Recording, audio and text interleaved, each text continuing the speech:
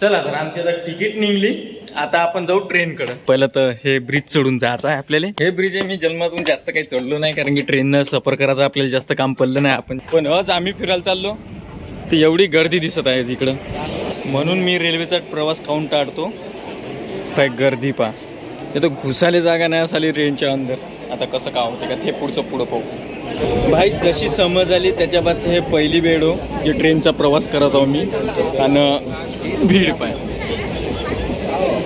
भीड लई आहे साला. आता एवढ्या भेडमध्ये वरतीपर्यंत तर आम्हाला उभंच जायला लागलं. मन्या म्हणतो तो मजा येते मजा येते, मला तर चांगलीच मजा यायला लागली होती. मित्रांनो आता आपण पोचलो हिंगणघाटले. पहिली वेळ मी तर ट्रेनमध्ये आता हिंगणघाट पाहता. असंही मी हिंगणघाटले का अजून आलो नाही. हिंगणघाटले जास्त करून आमच्याकडचे कापूस बिपूस हे ते घेऊन येते, भाव चांगला भेटते म्हणून. असे तर काही घेत नाही ते हिंगणघाटले, कामही पडत नाही, आपले नातेवाईक नाही काही नाही. तर भाई लोक आता आपण पोचलो वर्धेले. वर्धेच्या स्टेशनवर म्हणते आता हे एखादी घंटा थांबते ना, एखादी घंटा थांबते ती 1 घंटा. आता आपण इथं थोडा थांबू. आणि असंही मी जास्त रेल्वेने काही घुमत नाही त्याच्याकरता. रेल्वेचे प्रवास तुम्हाला काय माहीत नाही तेवढे. आता मने भाऊ आहे सोबत, हे मला सगळं सांगते कुठं जायचं आणि कसं जायचं होतं. आता अर्धा प्रवास आमचा झाला, अर्धा प्रवास अजून बाकी येत आहे. यातून आम्ही आता वर्धेवरून म्हणते की ते 200 किलोमीटर आहे वाटते शेगाव. तर त्यातच पोहोचून सांगतो तुम्हाला बाकीचं. मी चाललो बिन लग्न झालेलं, चांगलं आपल्या मतानं चाललो. हे याचं हो नाही लग्न, याले बहीण बायको सांगत आहे आता बहीण असा नको करू तसं नको करू, असा भांग पाडतो, हे कपडे काले घालून गेला. याच्या मागे थे फजिती आहे. का म्हणणं आहे तो याच्यावर आता लग्न करावं का नाही करावं? नाही करावं, बिलकुल नाही करावं. वाजून राहिलं 4:30 वाजता भीड पा झोपून. मलाच ना माहीत कवासकाने आले ना कवासकाने भीड वाढली. तर पोचून आम्ही अकोल्यामध्ये. पहिले गडबड स्टाफ आला आमचा आता शेगावचा. चला तर पोचलो आता आम्ही शेगावले. पहिलं तर चाय प्यायला लागते भाई. आपल्या सगळ्यात पहिली जीवनावश्यक वस्तू आपली म्हणजे चाय. हे पण सकाळची तर हे घ्यायला लागते कुठं ना कुठं. दात तर मग मागं पुढं घासणं पाहू, पहिले चाय घेऊ. मी सगळं जवळ फिरतायला जातो म्हणतो तेव्हाच लोकांची भीड होते या काका. पण आता हे एवढे सारे जण गजानन महाराजाच्या दर्शनाला चालले. आता एवढं सर्व लोक चालले गजानन महाराजाच्या दर्शनासाठी. याला माहीत नाही घरी सुख आहे म्हणून, पण चालले आता. हिंडाचा आहे तर हिंडाचा आहे. पहिली चाय शेगावमध्ये अशी आपली चाय होत राहणार अजून 4-5. पहिले मला वाटलं हा गुंड ठेवलो कोण म्हणतात. आता मला समजलं हे याच्या नगर परिषदची करामत आहे. असं काहीतरी करू म्हणजे लोकांना जर असं नवीन वाटते. तर चला आता मंदिराच्या जवळपास आलो. गजानन महाराज हे काम राहिलं तुमच्या नगरीमध्ये, आम्हाला रूमा भेटून न राहिल्या. मेन मा भाऊ. आता आम्ही दोघांनी विचार केला का खातो म्हणून. का खायचा आपण पोहे. हा आता पोहेचा विचार केला, पोहे खाऊ. आता फोटो चांगले भेटते का. इथं गर्दी दिसत आहे, इकडे गर्दी दिसत आहे, येतच खाऊ. पण तिकडे खाऊ नाही, पण तिकडं विचार मग बदलला आता आमचा. आता तिकडं खाऊ. इकडं दिसत आहे 2-3, इकडं पाहू. आता या बुलढाणावाल्याला माहीत नसून का आम्ही नागपूर चंद्रपूरकडचे येतो म्हणून. आम्हाला जोपर्यंत पोह्यामध्ये तर्री राहत नाही तोपर्यंत खायला मजा येत नाही. मी 2-3 वेळ झाला रस्सा मागत आहो, पण एकही वेळ तिकट लागलं नाही. जोपर्यंत सुरसुकी सुटत नाही आमच्या तोंडाले तोपर्यंत आम्हाला बरं वाटत नाही. नाश्ता झाला का चाय घ्यायला की chai is very important for my life. हे ट्रिपले आलं तेव्हापासून म्हणतो तो अबे मला झोप लागते का, मी अशा किती ट्रिपले जाऊ ना.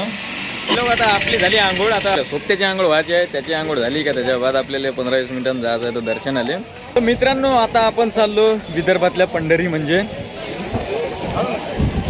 गजानन महाराजाच्या दर्शनासाठी शेगावला आता येऊन होतो आपण.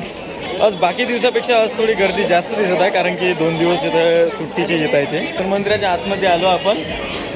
आणि आज भीड करताना मला वाटत नाही दर्शन लवकर होणार बा म्हणून. लाईनीत लागून आम्हाला झाला 1 घंटा. अजून लाईन धीके धपू थोडी समोर गेली म्हणजे अर्धा किलोमीटर आम्ही समोर गेलो. अजून 1 किलोमीटर बाकीच आहे. अशा प्रकारे आता 1 टप्पा आम्ही गाठला. अजून आता दुसरा टप्पा आहे ना तो इकडून पार करायचा आहे. खरंच सांगतो भाई असा दिवस पाहून यायचं ज्या दिवशी सुट्टी नाही तर असं फजित होते शेगाव येऊन. आता आम्हाला 3 घंटे लागत आहे लाईनीमध्ये लागून दर्शनासाठी. अशा प्रकारे आता आपलं दर्शन झालं. आता महाप्रसाद इकडं आहे तर महाप्रसाद घेऊ. तर आता महाप्रसादाचा एक लाभ घेऊ. मित्रांनो झालं अशा प्रकारे आता जेवण. आता जाऊ आपल्या रूमवर. मी आजपर्यंत पण जेवढ्या पण मंदिरात गेलो त्याच्यापेक्षा सगळ्यात चांगली सुव्यवस्था, साफ स्वच्छता आणि नीटनेटकेपणा येता मी आता ऐकलं की हॉटेल मॅनेजमेंट म्हणजे येते म्हणते शिकासाठी. तर सत्य पण होऊ शकते, कारण की याचं मॅनेजमेंट पण तेवढंच चांगलं आहे. तर स्वयंपाक पण चांगला आहे. तर दर्शनासाठी पण काही गडबडी तेवढी करत नाही.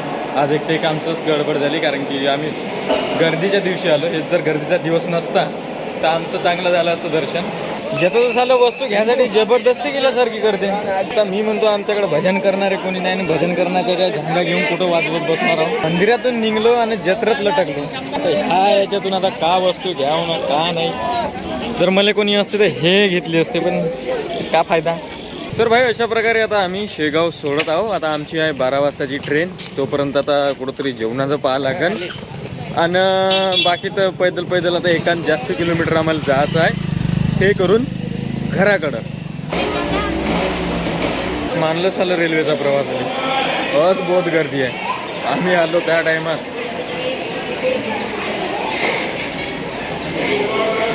पाहून राहिले जेवढे गाडीत बसून तेवढे इकडे झोपून आहे ते. आता आमची ट्रेन आहे म्हणते 12 या 1च्या दरम्यान. आता तोपर्यंत आम्हाला तर थांबा लागेल, कारण की ते शेगावमध्ये आता येऊन तर हवं. आता येथून आपल्याला झाले एकच मार्ग आहे, तो पण ट्रेनचा. बसचा तर मार्ग लई लंबा पडते आणि खर्चात पडते. त्याच्यापेक्षा रेल्वेनंच जाऊ. रेल्वेनं जरासा बरा पडते. आणि किती वेळेपासून मी चहा म्हणून बोंबलत होतो. शेवटी चहा भेटला. का 2 चाय द्या बरं.